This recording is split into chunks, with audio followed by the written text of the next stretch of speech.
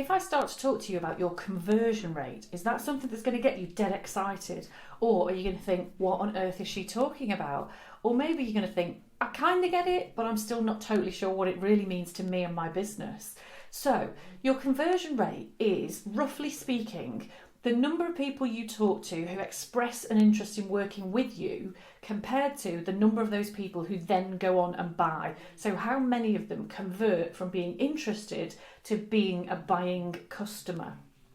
Now, one of the interesting things about your conversion rate is it's almost always free to increase it. So if you're going to increase your marketing and generate more leads, that's going to cost you something. It's either going to cost you money for advertising or promotion, or it's going to cost you time for more networking, more social media, more blog writing, that kind of thing. Whereas changing your conversion rate often requires minimal time and no money. So I wanted to give you some tips this week about what you can think about to increase that conversion rate. And step one is often the easiest and a bit of a slap round the chops because it's so obvious. So step one is to actually measure your conversion rate, because most people I talk to have a guesstimate in their head for what they think that conversion rate is.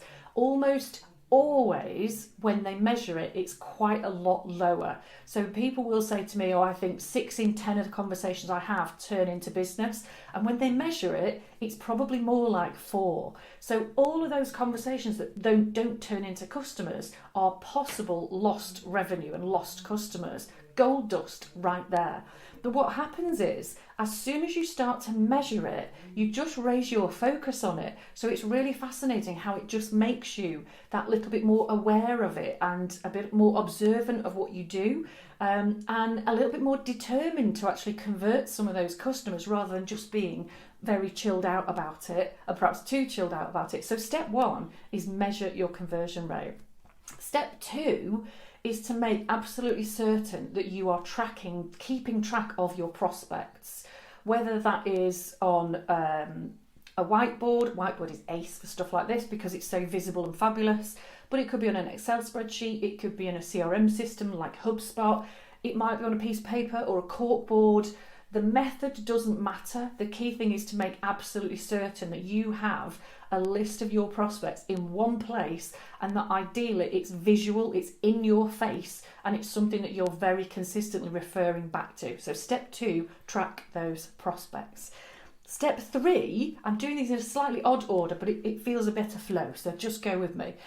Step three is to make sure that any time you're having a call, a meeting or a conversation about the possibility of somebody working with you, that you always, if they're not ready to make the decision at that point, that you always have an agreed follow-up with them. Because so often what happens is the customer will say, I just need some time to think about it.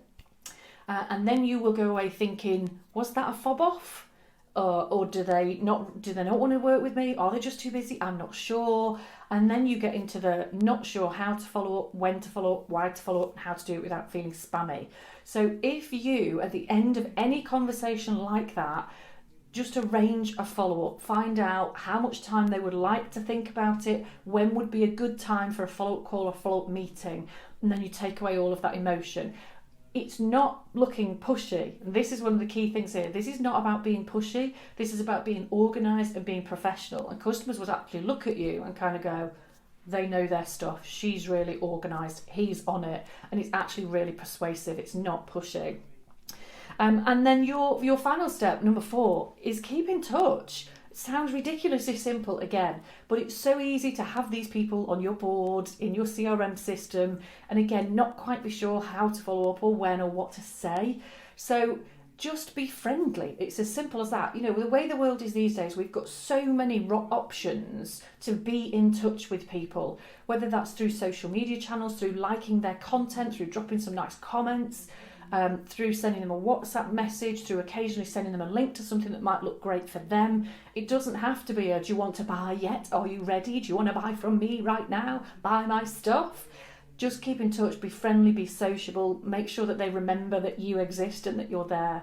And my final tip would be to not take it personally when somebody says that they want some time to think about it or that they have been too busy, because put yourself in their shoes.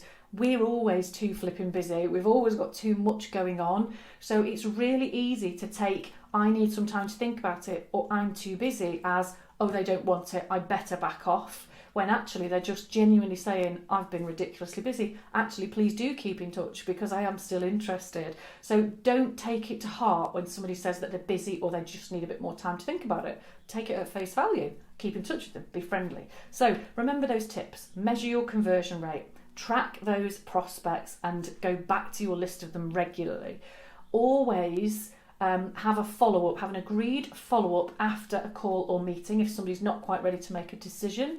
And then just make sure that you follow up and be friendly, because we're all friendly people at the end of the day, aren't we? So that's a great way, as I say, to turn much more of those inquiries into paying customers, so you don't have to do as much marketing and as much lead generation because all your inquiries are turned into paying customers. What an amazing place that would be. So hopefully that's given you a little bit of food for thought, some ideas about small areas in your business that you might be able to refine and improve to help that conversion rate. So let me know in the comments what resonates out of this for you, and of course please feel free to share this with anybody else who you think would really enjoy a view. Thank you.